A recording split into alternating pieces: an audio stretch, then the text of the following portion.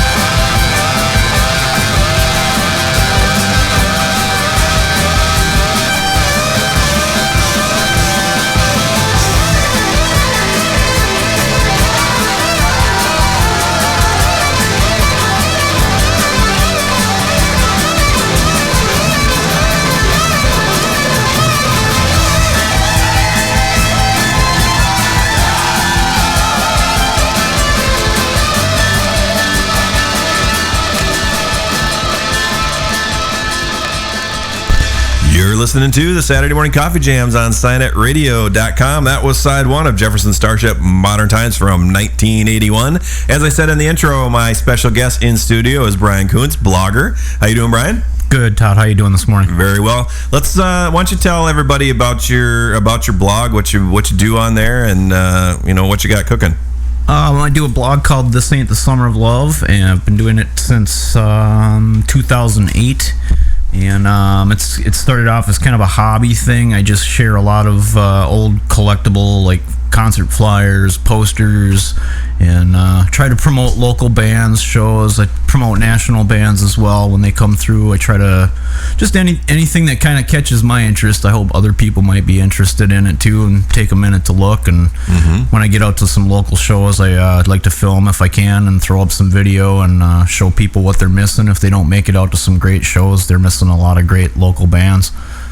Yeah, it's actually a very cool blog because what I liked, obviously you've done some great reviews of the good bars and video and that kind of thing. But what I liked about it is like the old article or the old advertisements and things that like City Pages or even the stuff you've done for Kiss and New York stuff. It's really cool to see those from City Pages or advertisements for these bands. That's really cool.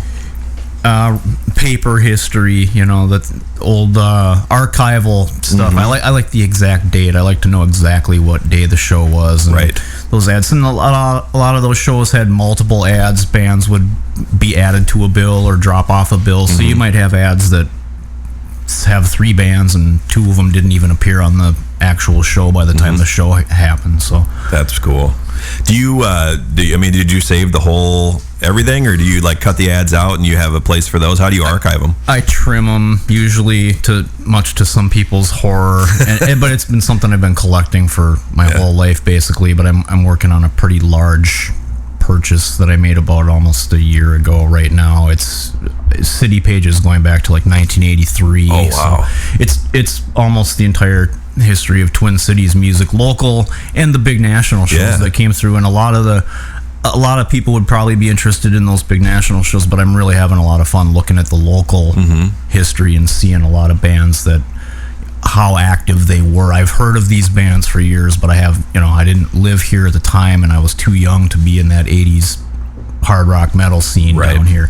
It's fun to see how active and popular some of those bands were. And a lot of clubs that are no longer here, absolutely. The Mirage and the Iron Horse and things. And Nibs, and even before the Mirage. History in print. It's great. I love to share it with people, and I'm thrilled anybody cares to take a look and see it. So it is cool, and I'm sure a lot of those guys that were in those bands, if they knew it was there, would be thrilled to see it, because I was at the Hurricane Alice show last night, and that room was full of older musicians. I'm in my mid 40s, but these guys are in their the 50s guys, and they were talking about all these clubs that I had never heard of, and and I'm sure there's probably a lot of those that you're talking about that there's probably art or there's ads that have their band in it that they probably haven't seen in 35 years.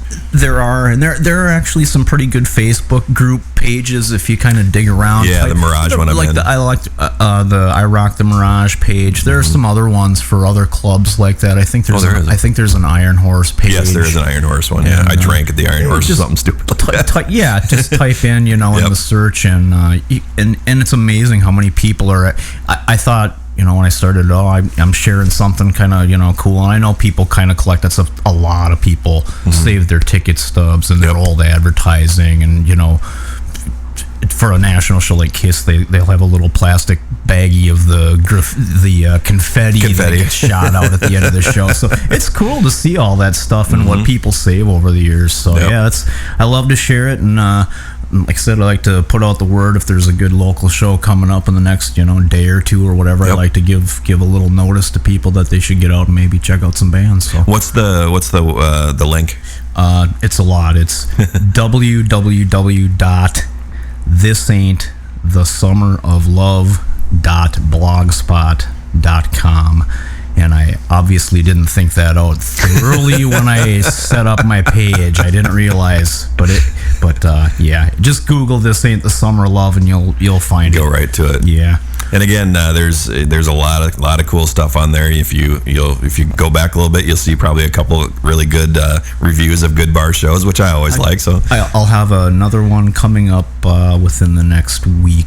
The show last week, Opening with Loudness. Very cool. Yeah, that was fun at Pickle Park. We had a great time coming out to see you guys. That was a good time. Tell me about this record that you brought in, Jefferson Starship, Modern Times. As I told you when as I opened the show, when I first heard Jefferson Starship, I'm thinking Starship. But again, to your point, this was right before they went there. So kind of tell me a little bit about this record and how you found it. Yeah, this is from 1981. This one. It predates before they dropped the Jefferson from the title, obviously. I found it in a dollar bin recently at a record shop in Hopkins here.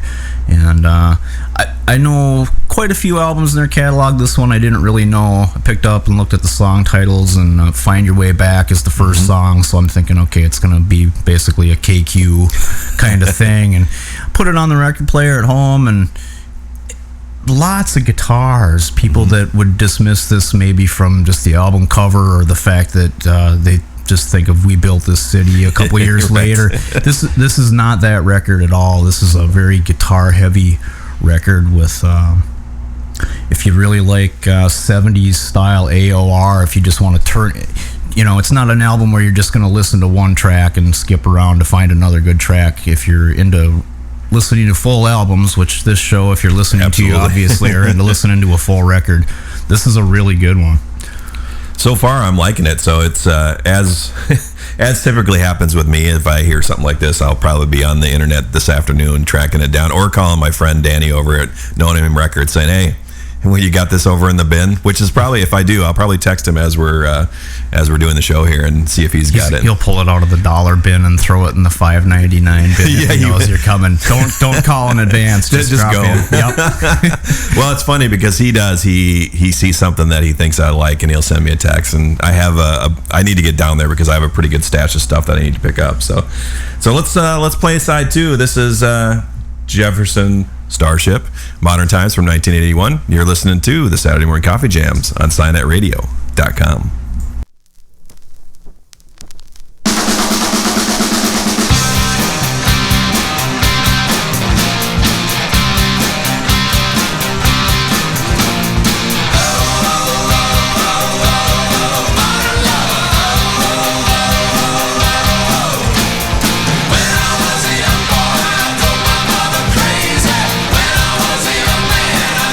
Teachers wild. Oh, oh, oh, oh, nobody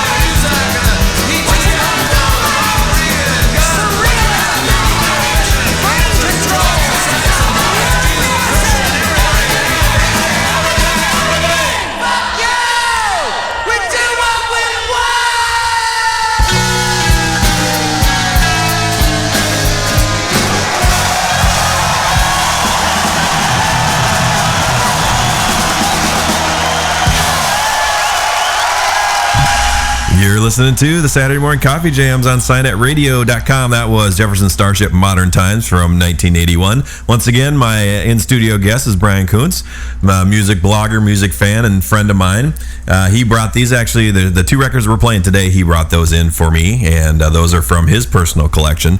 And as per usual, I'm going to be tracking these down, and they're going to be in my personal collection pretty soon. Nice. So welcome again, Bryan. Thanks for bringing that one in. That's actually a very cool record, so I'm glad you brought that in, because it's nothing like I expected. I hope a lot of people like that one. That's something kind of new, like I said, to my collection. I just picked that up a couple weeks ago. It's been out since 1981. I knew a couple songs off it, but the rest of it I missed out on, and glad to have it in my collection now so I can enjoy it. So this next one is definitely a contrast. It's another end of the spectrum, which is perfect because if, as you know, I mean, you see my posts. I mean, I can go from country to Slayer in just like this. So going from a good 70s rock record to Chicago street metal, is that what they called it? That's what they called themselves. This, I'll let you introduce it. Yeah, well, we're kind of conflicted on the name. Zeotrope is what it looks like. Eotrope. Something like that. Zeotrope. We'll go with Eotrope. Let's go with that. And this is Amnesty is the record. It's from 1985. Tell me how you found these guys. This is actually a pretty cool story. This is their first EP that they're... Actually, it's a full length, I think. But I found this band. I came to Minneapolis before I lived here to go to the State Fair in September of '87, I think, with some friends.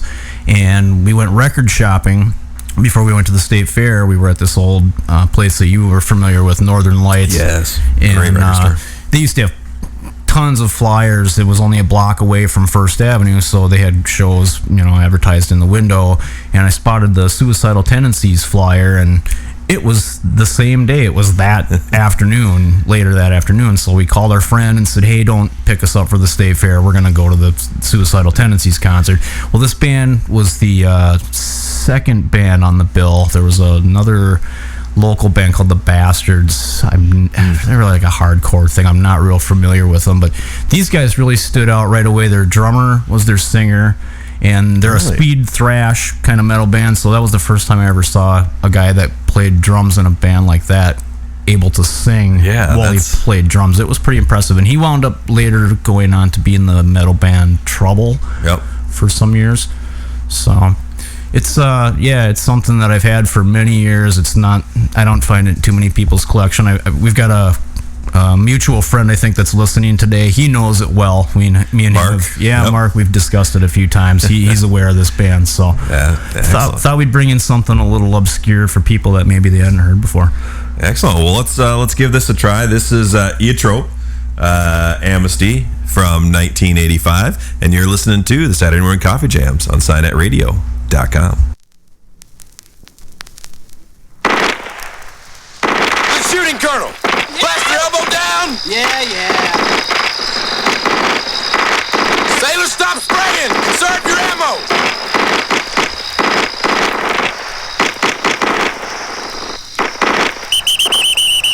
George, you haven't got one in the kill zone. Well, these hands were made to fly. Hey, we'll tell that to the enemy when he blows your stupid head off. Kill the enemy. Hey, don't lose it, mister. Hey, you kill the fucking enemy, asshole.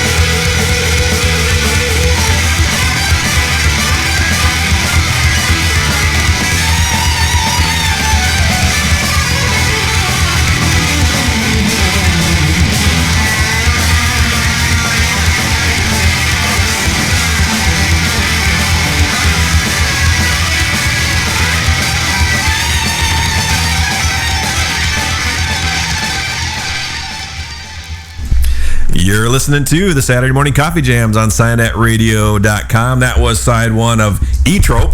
We've actually got a ruling on the how you pronounce it. Thank you, Mark. Yes, thanks, Mark, for the ruling. So again, this is Chicago street metal is what they go by. This is from 1985, and this is Amnesty, and this is one that Bryan brought in from his personal collection. And as I don't know if I put it on the Facebook, but as we were sitting here talking, I was on Discogs and I bought it. So it should be on its way in the next couple days. So it's actually a very cool record.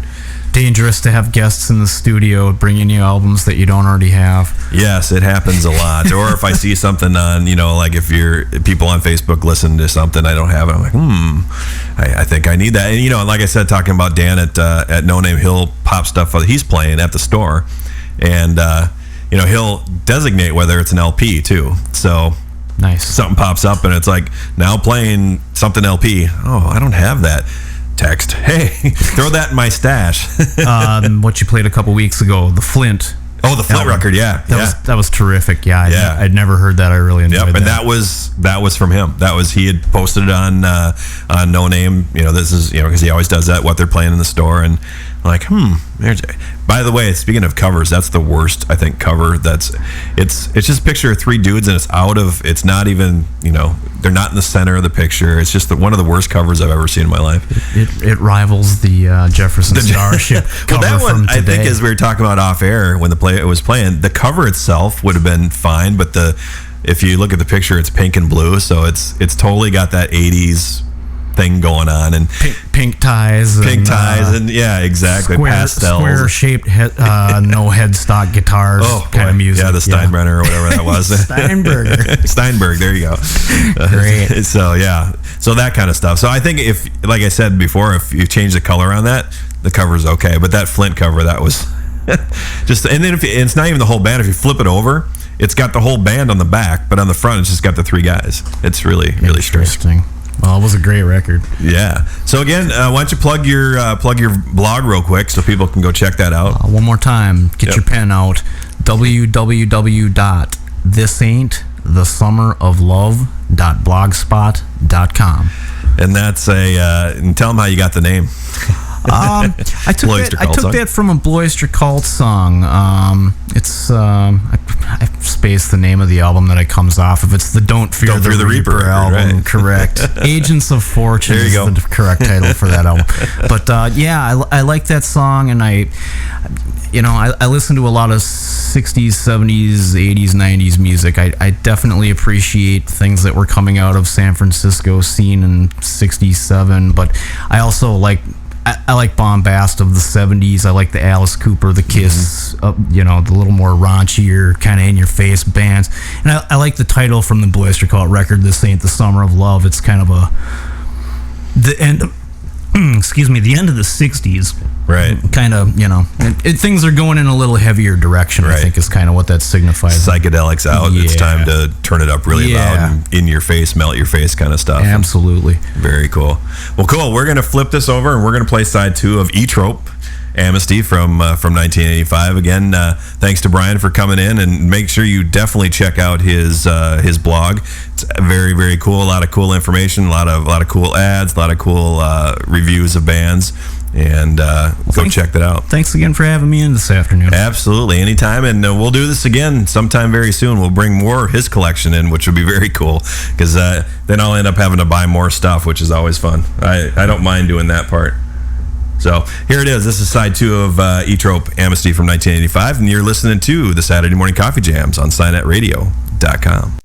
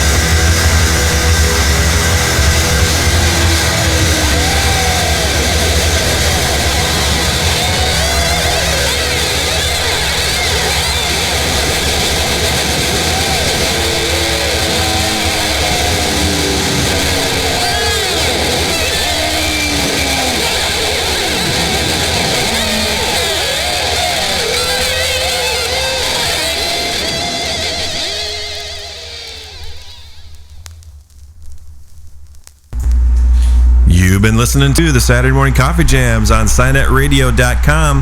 That was E-Trope, Amnesty from 1985, and before that was Jefferson Starship from 1981. And thank you very much, Bryan, for coming in and hanging out and telling us all about everything today. Hey, thanks for having me in.